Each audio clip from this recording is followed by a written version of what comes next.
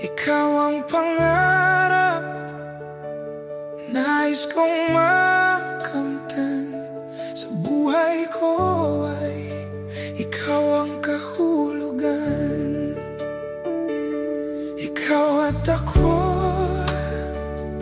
sinulat sa mga bituin, at ang langit sa gabi ang sumasalamin.